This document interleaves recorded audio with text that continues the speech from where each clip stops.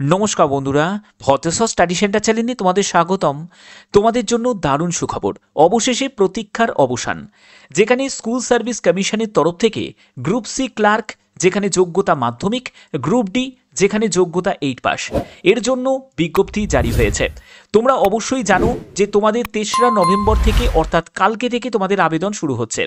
তার আগে তোমাদের সম্পূর্ণ ডিটেলস ইনফরমেশন দেব, কত কি আবেদন মূল্য লাগবে, কিভাবে তোমাদের আবেদন করতে হবে, সব কিছু ডিটেলস ইনফরমেশন থাকবে আজকের এই ভিডিওর মাধ্যমে।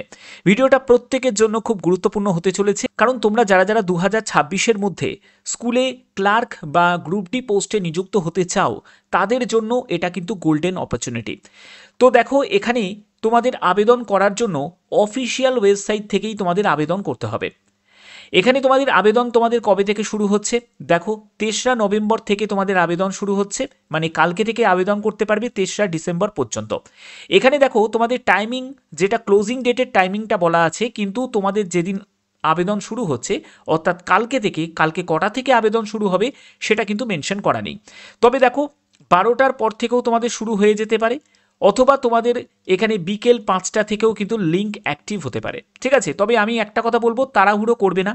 তোমরা যারা যারা এই রিলেটেড ভিডিও চাও যে কিভাবে ফর্ম ফিল আপ করতে হবে, একদম স্টেপ বাই স্টেপ স্যার আলাদা করে ফর্ম ফিল আপের জন্য ভিডিও দিন, তাহলে অবশ্যই কিন্তু তোমরা প্রত্যেকে কমেন্টে জানাবে যারা যারা ফর্ম ফিল আপের ভিডিও চাও, ওকে।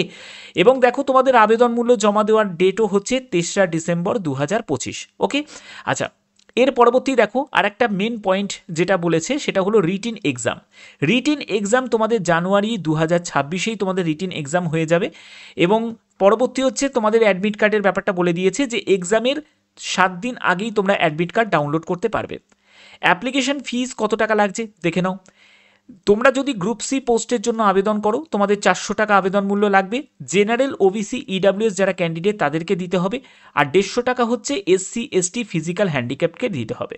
আর যদি তুমি গ্রুপ ডি পোস্টের জন্য আবেদন করো সেখানেও তোমাদের সেম 400 টাকা আবেদন মূল্য। জেনারেল, ওবিসি, ইডাব্লিউএসদের দিতে হচ্ছে, আর 150 টাকা হচ্ছে এসসি, এসটি, ফিজিক্যাল হ্যান্ডিক্যাপড।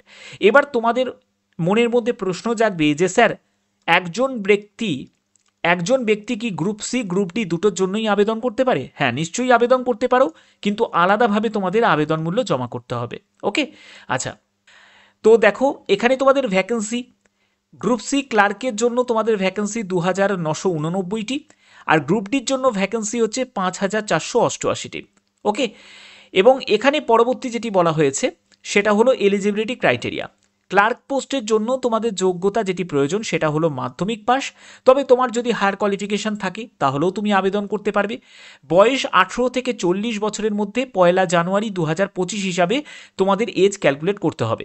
যারা তোমরা এসসি, এসটি থেকে বিলং করছো তারা বয়সে 5 বছর ছাড় পাবে। যারা ওবিসি থেকে বিলং করছো তারা বয়সে 3 বছর ছাড় পাবে। যারা ফিজিক্যাল হ্যান্ডিক্যাপ তারা বয়সে 8 বছর ছাড় পাবে। আর গ্রুপ ডি পোস্টের জন্য ক্লাস 8 পাস যোগ্যতা প্রয়োজন। তো তোমাদের এটা দেখে মনে হতে পারে যে স্যার আমার তো ক্লাস 8 পাসের কোনো সার্টিফিকেট বা মার্কশিট নেই। দেখো, তোমার যদি ক্লাস 8 পাসের কোনো সার্টিফিকেট বা মার্কশিট থাকে তাহলেও তুমি আবেদন করতে পারো। বা তোমার যদি কোনো হায়ার কোয়ালিফিকেশন থাকে, মানে 10th-এর অ্যাডমিট কার্ড, 10th-এর মার্কশিট যদি থাকে, 10th-এর সার্টিফিকেট যদি থাকে তা দিয়েও তুমি আবেদন করতে পারো, কোনো অসুবিধা নেই। হায়ার কোয়ালিফিকেশন থাকলে যে তুমি গ্রুপ ডির জন্য আবেদন করতে পারবে না এরকম কোনো ব্যাপার নেই, ওকে। এখানে মিনিমাম কোয়ালিফিকেশন হচ্ছে 8 পাস, বোঝা গেল। আচ্ছা, এর পরবর্তী হচ্ছে এখানে কি বলা হয়েছে দেখো, এখানে এজ লিমিট 1 জানুয়ারি 2025 হিসাবে তোমাদের ক্যালকুলেট করতে হবে।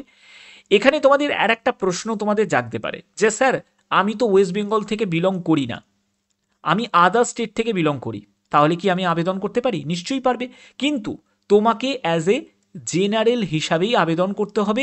তুমি কিন্তু কোনো সংরক্ষণ অর্থাৎ এসসি, এসটি, ওবিসি যদি আদার স্টেট থেকে বিলং করো তাহলে তুমি কিন্তু গণ্য হবে না, ওকে। তোমাদের এখানে আবেদন করতে গেলে অ্যাজ এ জেনারেল হিসাবে আবেদন করতে হবে এবং আবেদন মূল্যও তোমাদের জমা করতে হবে। জেনারেল প্রার্থীদের যা লাগছে 400 টাকা সেটাই কিন্তু তোমাদের জমা করতে হবে যদি তুমি আদার স্টেট থেকে বিলং করে থাকো, ওকে। কাস্ট ফেসিলিটি শুধুমাত্র যারা স্টেটের বাসিন্দা আছে, মানে যারা ওয়েস্ট বেঙ্গল স্টেটের বাসিন্দা আছে তারাই শুধুমাত্র পাবে। তো দেখো, তোমাদের এখানে আবেদন করতে গেলে তোমাদের সম্পূর্ণ অনলাইনে আবেদন করতে হবে non teaching staff group C, group ডির জন্য, ওকে। এবং এখানে তোমাদের আবেদন করার ক্ষেত্রে যদি কোনো জায়গায় কোনো সমস্যা হয় তার জন্য একটা হেল্পলাইন নাম্বারও দেওয়া হয়েছে। তোমরা এই হেল্পলাইন নাম্বারে তোমরা কল করে জেনে নিতে পারো যদি তোমাদের কোনো অসুবিধা হয়। কিন্তু এখন মানে আজকে 2 তারিখ, আজকে করো না, কালকে থেকে যেহেতু তোমাদের আবেদন শুরু হচ্ছে, ঠিক আছে, কালকে থেকে যখন তোমাদের লিঙ্কটা অ্যাক্টিভ হয়ে যাবে তখনই কিন্তু তোমরা কল করতে পারো যখন তুমি আবেদন করবে। এবং আবেদন রিলেটেড যদি তোমাদের কোনো কোয়ারি থাকে, আশা করি তারা তোমাদের এই ব্যাপারে সাহায্য করবে, ঠিক আছে। কিন্তু ভুলভাল আবেদন করবে না। যারা চাও যে form fill up related sir আলাদাভাবে ভিডিও আনুন, তাহলে অবশ্যই তোমাদের ফর্ম ফিল আপের একদম কমপ্লিট ভিডিও তোমাদের জন্য আমি প্রোভাইড করব।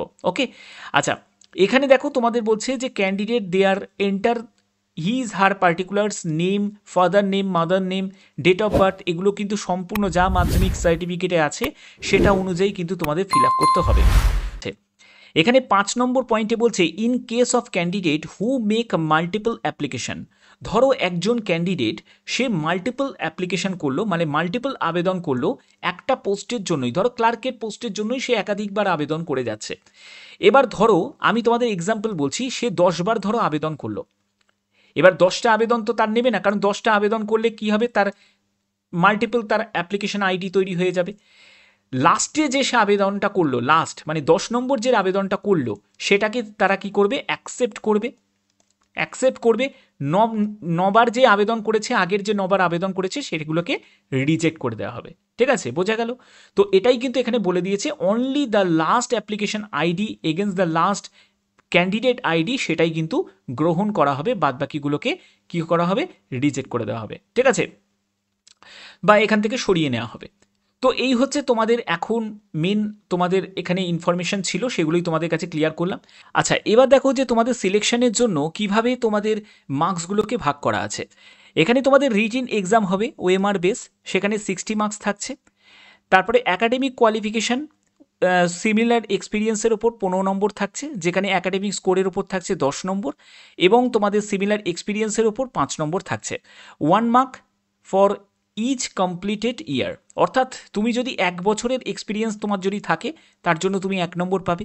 এরকম যদি 2 বছরের এক্সপিরিয়েন্স থাকে তাহলে তুমি 2 নম্বর পাবে, এরকম তোমাদের থাকবে, ঠিক আছে। সর্বোচ্চ 5 বছরের যদি তোমার এক্সপিরিয়েন্স থাকে তাহলে তুমি 5 নম্বর পাবে।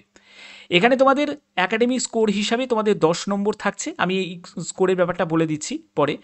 এরপরে দেখো তোমাদের ইন্টারভিউ এবং কম্পিউটার টাইপিং প্রফিসিয়েন্সির ওপর তোমাদের থাকবে, সেখানে 25 নম্বর থাকবে টোটাল, যেখানে ইন্টারভিউয়ের ওপর থাকবে 10 নম্বর, আর টাইপিং ইউজিং যে কম্পিউটার প্রফিসিয়েন্সি তার উপর থাকবে 15 নম্বর। ওকে, এবার এটা দেখে তোমাদের মনে হতে পারে যে স্যার কম্পিউটারে কি সার্টিফিকেট আমাদের লাগবে? না, কম্পিউটারের সার্টিফিকেট না হলেও আবেদন করা যাবে, শুধুমাত্র 10th পাসের যোগ্যতা থাকলেই আবেদন করা যাবে। এবার কম্পিউটার একটা টাইপিং চেয়েছে, মানে তোমাদের একটা বেসিক টাইপিং দেখা হবে, ঠিক আছে, একদম মাস্টার লেভেলে পুরো ডিওর মতো কিন্তু টাইপিং হবে না, বোঝা গেল? ওকে, আচ্ছা, এর পরবর্তী হচ্ছে গ্রুপ ডি। গ্রুপ ডির জন্য যে সিলেবাসটা সেটা হলো তোমাদের রিটিন এক্সামিনেশন হবে ওএমআর বেস, সেটা হলো 40 মার্কসের। সিমিলার এক্সপিরিয়েন্সের জন্য 5 নম্বর থাকছে, আর ওরাল ইন্টারভিউয়ের জন্য 5 নম্বর থাকছে, ঠিক আছে। টোটাল 50 নম্বরে তোমাদের পরীক্ষা হচ্ছে, ওকে, সিলেকশনের জন্য। তো এই হচ্ছে তোমাদের মেন ব্যাপার, যেগুলো ক্লিয়ার করলাম। এবার দেখো তোমাদের এখানে আমি ক্লার্কের জন্য বলে দিই, ক্লার্কের জন্য যে তোমাদের একাডেমিক কোয়ালিফিকেশানের যে 10 নম্বরটা থাকছে, তুমি যদি ফার্স্ট ডিভিশনে যদি মাধ্যমিকে পাশ করে থাকো তাহলে তুমি 10-এতে 10 পাবে। তুমি যদি মাধ্যমিকে সেকেন্ড ডিভিশনে পাশ করে থাকো তাহলে তুমি 10-এ 8 পাবে। তুমি যদি মাধ্যমিকে থার্ড ডিভিশনে পাশ করে থাকো তাহলে তুমি 10-এ 6 পাবে। এই হচ্ছে তোমাদের এখানে ওয়েটেজগুলো দেওয়া হয়েছে।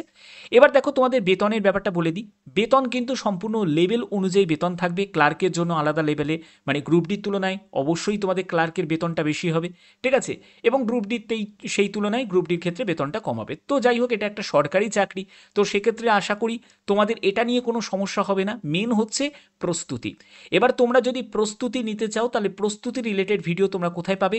এর জন্য তোমাদের কি করতে হবে, ভদ্রেশ্বর অনলাইন, এটি হলো একটি নতুন চ্যানেল যেখানে তোমরা একদম প্রিপারেশন রিলেটেড তোমাদের ভিডিও প্রোভাইড করব, ঠিক আছে। সেখানে কারেন্ট অ্যাফেয়ার্স থেকে শুরু করে জিকে এইরকম রিলেটেড তোমরা ভিডিও পাবে। আর একটা কথা বলে রাখছি, যারা তোমরা চাও যে form fill up related video, তারা অবশ্যই যদি তোমরা ম্যাক্সিমাম কমেন্ট করো তাহলেই কিন্তু আমি তোমাদের ফর্ম ফিল আপ রিলেটেড আলাদা করে তোমাদের ভিডিও দেবো, কারণ কালকে থেকে তোমাদের আবেদন শুরু হচ্ছে, ওকে। তো আশা করছি ভিডিওর মাধ্যমে সম্পূর্ণ গুরুত্বপূর্ণ তথ্য তোমাদের কাছে তুলে ধরতে পারলাম।